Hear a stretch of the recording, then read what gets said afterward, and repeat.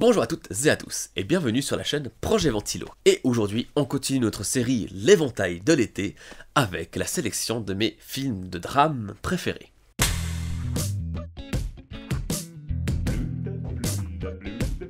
Alors déjà, savoir ce qu'est un film de drame, c'est un peu compliqué, parce que tous les films sont plus ou moins dramatiques. Donc je me suis basé sur certains critères, mais en même temps, vous serez certainement pas d'accord avec cette sélection. Mais bref, il faut bien faire une sélection au bout d'un moment. Donc, tout d'abord, quelques mentions honorables. Il y a le cas Richard Jewell, Gone Girl, réalisé par David Fincher, I'm Thinking of Ending Things, qu'on a déjà pu parler 2 fois sur cette chaîne, donc je vous invite aussi à aller regarder les vidéos en question. Goodbye Lenin. Est-ce que c'est un film de drame? Oui, c'est un peu une comédie aussi, c'est un peu compliqué, mais je vous invite à voir Goodbye Lenin. Et il y a le film Stay, dont j'ai aussi parlé déjà sur cette chaîne.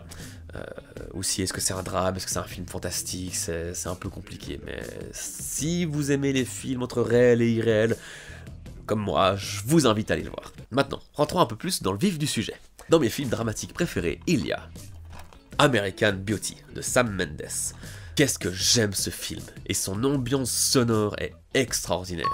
Plus de cette ambiance assez glauque, mais en même temps assez jolie, assez onirique, c'est vraiment un film qui jongle entre plusieurs choses, et il a des messages assez osés, et vraiment bien entretenu en fait, avec pas mal de symbolique, avec la rose. On avait aussi pu parler déjà du film sur la chaîne, donc encore une fois, je vous invite à aller voir la vidéo en question.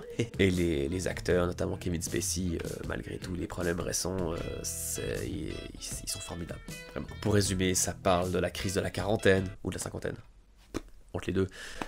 Ça parle aussi des bourgades américaines, vous savez, ces petites banlieues parfaites où tout est beau vu de l'extérieur, mais dès qu'on rentre un petit peu dedans, on se rend compte que non, tout n'est pas beau.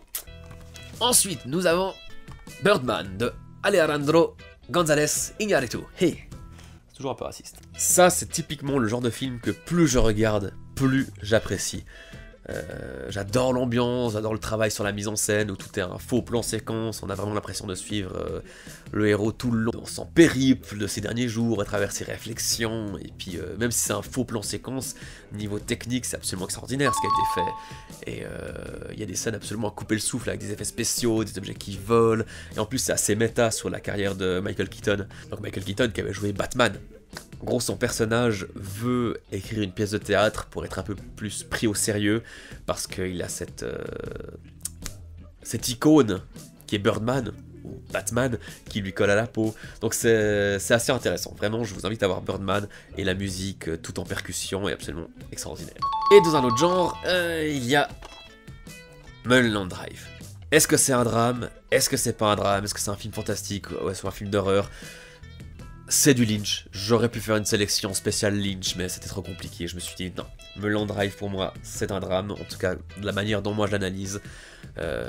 J'en ai parlé déjà plusieurs fois sur cette chaîne, encore une fois, donc je vous invite à aller voir les vidéos en conséquence. Et en fait c'est un film que j'apprécie beaucoup, parce que c'est le film qui m'a fait m'intéresser vraiment au cinéma, en fait à comment dire les choses à travers des symboliques, comment parler à travers la métaphore, et surtout qu'est-ce que c'est comme scénario alambiqué, qu'est-ce qu'un scénario alambiqué et pourquoi il est alambiqué. Puis c'est le film, mine de rien, qui fait qu'aujourd'hui sur la chaîne, il y a du contenu régulièrement, grâce au film Psy, très bon format les films Psy. Je me rappelle la première fois que j'ai vu ce film, j'avais rien compris, et c'est normal, c'est complètement normal, et à chaque fois je me disais, j'ai envie de comprendre ce film. Et c'était 2h30 à chaque fois, presque une torture mentale, mais j'avais un plaisir monstre à regarder, à analyser. Et je crois que c'est à mon 4e visionnage que j'ai commencé à percevoir un peu ma propre analyse. Après, ce qu'elle est vraie, ce qu'elle est fausse, on s'en fout, même David Lynch s'en fout. Parce que comme il dit lui-même, lui il a sa propre interprétation, mais il n'est pas contre le fait que nous, on fasse nos propres interprétations.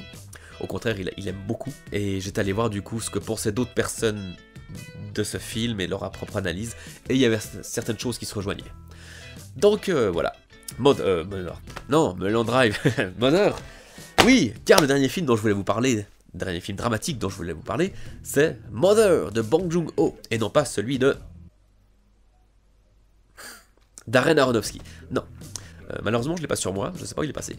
Vraiment un film qui prend aux tripes, qui ose, qui va à fond dans son sujet, et c'est Bong Joon-ho, donc ça déglingue. Vraiment. L'histoire en fait d'un adolescent un peu léger, on va dire mentalement, et qui est soupçonné d'avoir commis un crime, et on va suivre sa mère qui va tout faire pour comprendre ce qui s'est passé et l'innocenter. C'est un film qui est très dur, vraiment. Donc voilà, c'était ma sélection de mes films dramatiques. Il y en manque quelques-uns parce que je sais pas où ils sont passés, mais ils sont quelque part. Et n'hésitez pas, comme d'habitude, à faire votre propre sélection dans les commentaires.